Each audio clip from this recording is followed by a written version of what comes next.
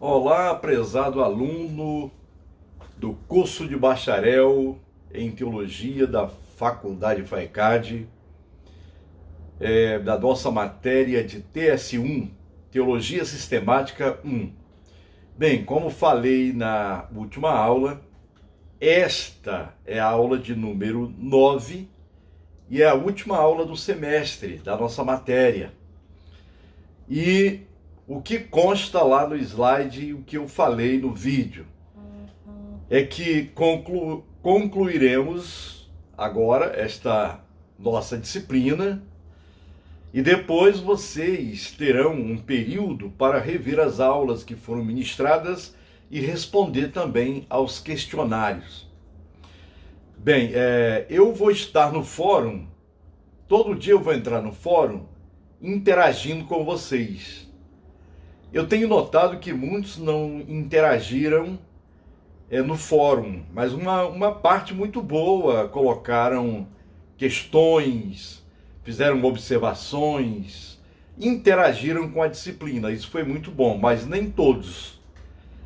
E também sobre esta modalidade de aula online, é preciso aguardar as próximas orientações da direção da FAECAD, com base em pronunciamentos do governo e também do MEC.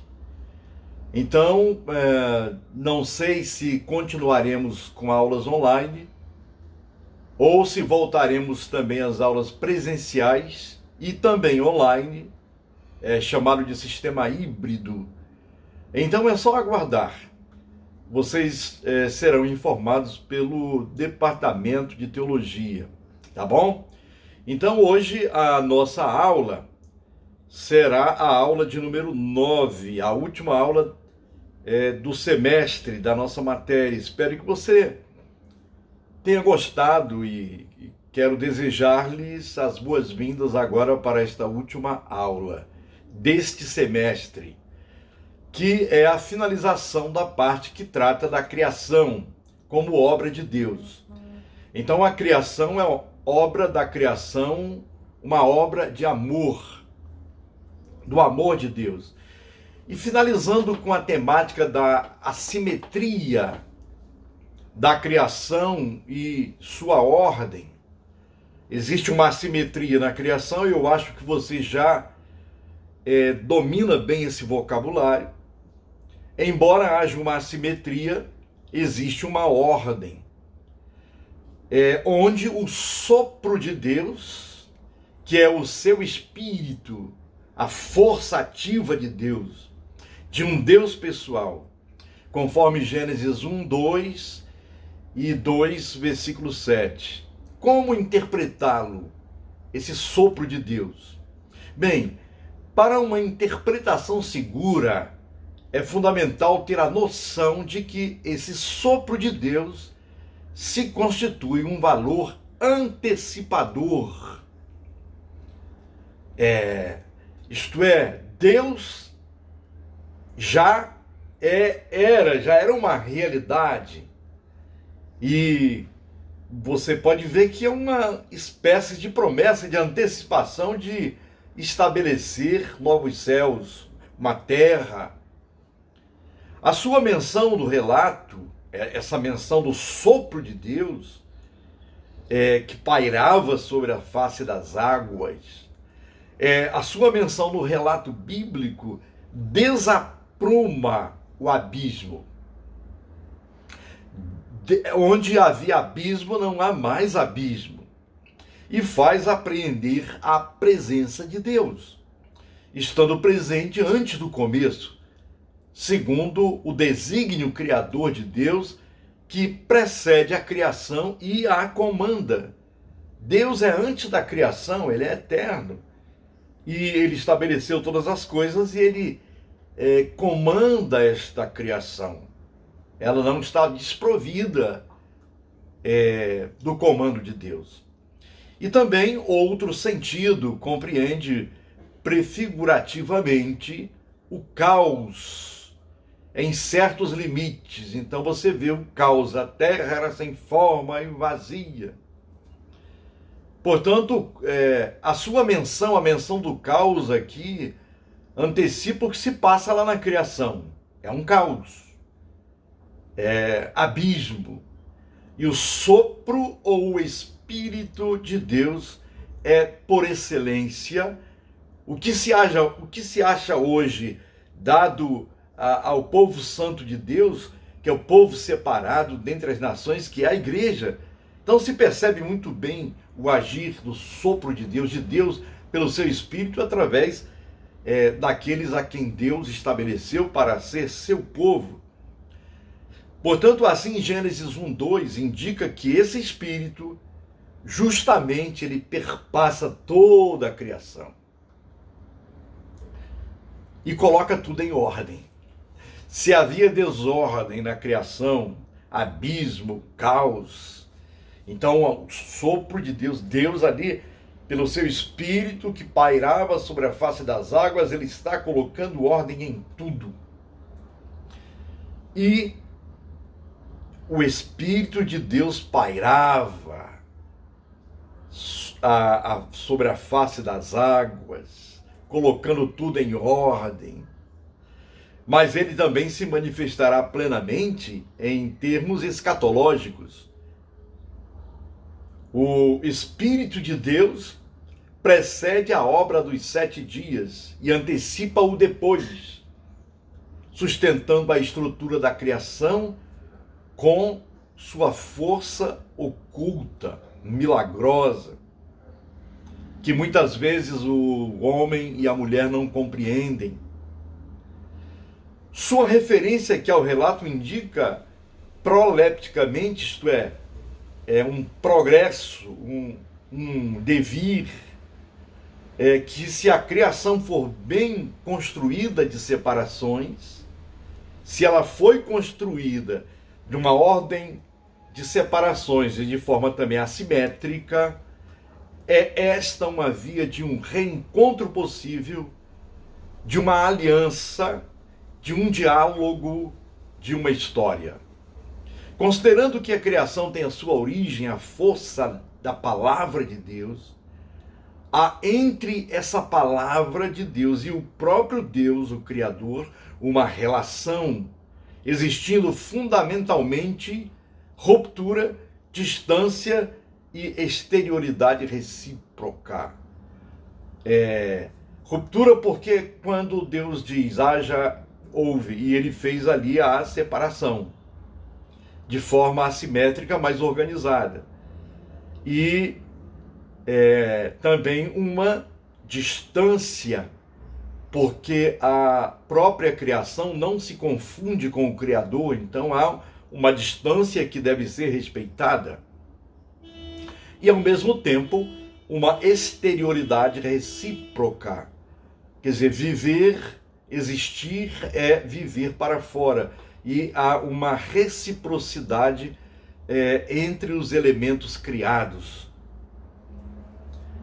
Então, no princípio, só existia Deus. Depois, Deus criou todas as coisas. Portanto, Deus é eterno. E o eterno, pelo sopro, pelo poder da sua palavra, ele coloca tudo em ordem. Em continuidade, no que concerne a obra criadora de Deus, é importante verificar o significado da expressão. Disse Deus, haja luz e houve luz. Gênesis 1:3. O que enfatiza essa expressão? Bem, ao silêncio que é precedido, sobressai o milagre da palavra de Deus. Enfatiza o poder criador da palavra divina. É uma ordem que se realiza de forma imediata no tempo. Comanda o surgimento do primeiro dia. Comanda o surgimento do primeiro dia de uma semana que se concluirá no sábado, no Shabat. E nessa semana há uma alternância regulada pelo dia e pela noite. Significa um espaço estruturado. Essa alternância demonstra uma evolução em regime de ordenamento em termos de limite e posição. A luz sobressai da ordem da criatura nascida da palavra. Não é uma manifestação divina de assegurar qualquer passagem do tempo à eternidade, mas acentua uma base de uma criação do tempo. O primeiro dia é constituído como uma célula-mãe, que formará uma base de unidade temporal estruturada por um ato central de separação.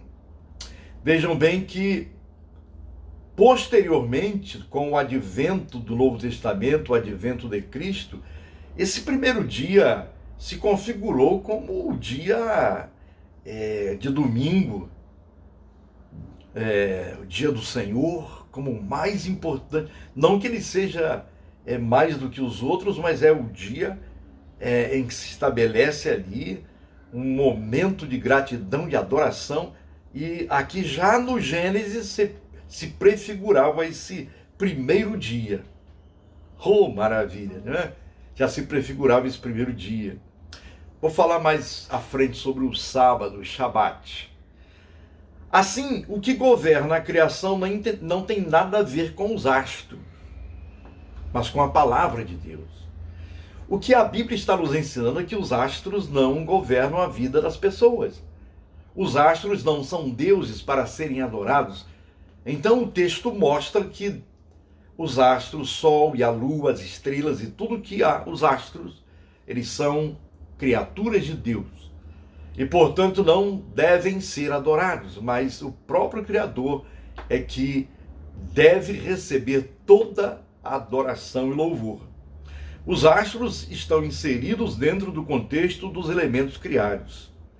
Para não haver equívocos, o autor do texto bíblico, indica que no quarto dia foram criados os astros e outros luminares. Versículos 1, 14 de Gênesis e seguintes. Diante dessa disposição estruturada sob forma de separação, ou seja, um espaço estruturado e ordenado, constituído como ato da palavra de Deus, verifica-se que nada há na criação que não seja divino ou sagrado. Nada há que não seja manifestação direta de Deus.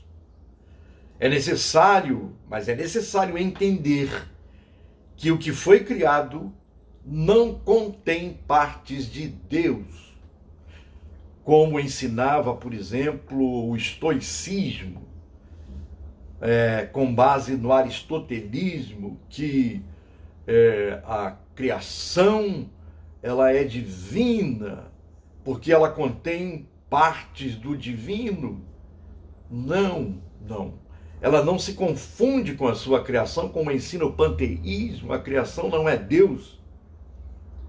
Deus está para além da criação. E uma criação boa, como sendo uma criação boa, é estruturada em forma de submissão, de resposta a uma injunção. Assim, a criação advinda de Deus está diante de Deus por ser boa. Nada é ruim, é mal na criação de Deus. Disponibilizo para vocês aqui o slide, tem aqui uma divisão do Criador, estabelecido aqui a separação, primeiro dia, segundo dia, terceiro dia, quarto dia, quinto dia, sexto dia, sétimo dia e o descanso. Vocês vão ver aqui a correspondência com os textos bíblicos. É que a obra de Deus não ficou sem as suas intervenções após a criação do primeiro dia. Ora, Deus estabeleceu o primeiro dia e continuou assim, efusivamente, sabiamente, estruturando aquilo que estava lá no coração do próprio Criador. Foi estabelecida uma dinâmica. Após o primeiro dia vem o segundo. E assim sucessivamente, com todas as suas marcas fundamentais. O firmamento é obra do segundo dia, Gênesis 1, de 6 a 8, assumindo essencialmente uma função de demarcação entre as águas superiores e as águas inferiores. Quanto à terra, ela emerge das águas inferiores, no grau de uma nova separação, versículos 9 a 10. Prosseguindo essa dinâmica, a noção de uma criação como separação terá suas repercussões no nível da vegetação, versículos 11 a 12. No terceiro dia, os animais foram criados no início do sexto dia, cada um conforme a sua espécie, versículos 24 a 25. É uma separação no nível horizontal, instituída diferencialmente. E também aí eu apresento para vocês uma imagem da cosmovisão do povo da Bíblia. Então você vai ver aí que a visão era meio retangular, aliás, era retangular, céus em cima, aí vem primeiro, segundo, terceiro céu, o primeiro céu, o segundo céu que é o firmamento, e o terceiro céu que é a habitação de Deus, e a terra segurada por colunas, onde embaixo era chamada o Sheol, que é o lugar dos mortos. Enfim, você vai ver uma figura interessante. Quanto à criação da humanidade, homem e mulher, esta criação é percebida na condição de um homem e mulher mesmo. Já falamos isso no vídeo anterior, nas aulas anteriores. É homem e mulher. Deus criou macho e fêmea, que é uma postura contrária ao mito andrógino. A postura de Gênesis é uma postura contrária, que manifesta aqui uma contrariedade à postura do mito andrógino. Aí você me pergunta, o que é o mito andrógino? Bem, na mitologia grega, a alma gêmea se remete ao mito andrógeno. Diz a mitologia grega que originalmente havia 3 sexos. Na mitologia grega havia 3 sexos: o homem, a mulher e a junção deles. O homem, a mulher e a junção de homem e mulher. Estes últimos seriam, eram últimos seres. Eles tinham quatro braços e 4 pernas. Portanto, eram andrógenos. Vejam bem que andros é homem e mulher é ginos no grego. Então, andro mais ginos, andrógenos. Então, 3 sexos na mitologia grega, que é o andros, o ginos e o andrógenos, que é a combinação de homem e mulher. Isso na mitologia grega. O que o texto bíblico, a narrativa bíblica vai desbancar e vai dizer que realmente Deus criou macho e fêmea. Não tem um terceiro sexo. Essa estrutura que apresenta Gênesis 1, de 1 a 2 e 3, é percebida como a melhor que faz transparecer as características da criação. A prioridade que está de acordo com a estrutura de separação comanda uma instituição do tempo. Percebe-se que há uma totalidade que compreende um princípio, um centro e um fim, constituindo-se um paradigma, um modelo, uma exemplaridade. E quanto ao sábado? Qual a sua importância na obra da criação estabelecida por Deus? O sétimo dia é o sábado e tem a sua importância. Tem a sua importância. O sétimo dia é o sábado e tem a sua importância porque ele está inserido a título de acabamento, de conclusão. Deus termina a sua obra, Deus conclui e agora ele pode repousar. Ele pode descansar. No próximo vídeo, vídeo 2, porque este vídeo agora é o vídeo 1 da aula 9, que é a última aula, e no vídeo 2 da aula 9, que é o próximo, continuaremos aqui a tratar sobre essa parte final da matéria. Até lá, então.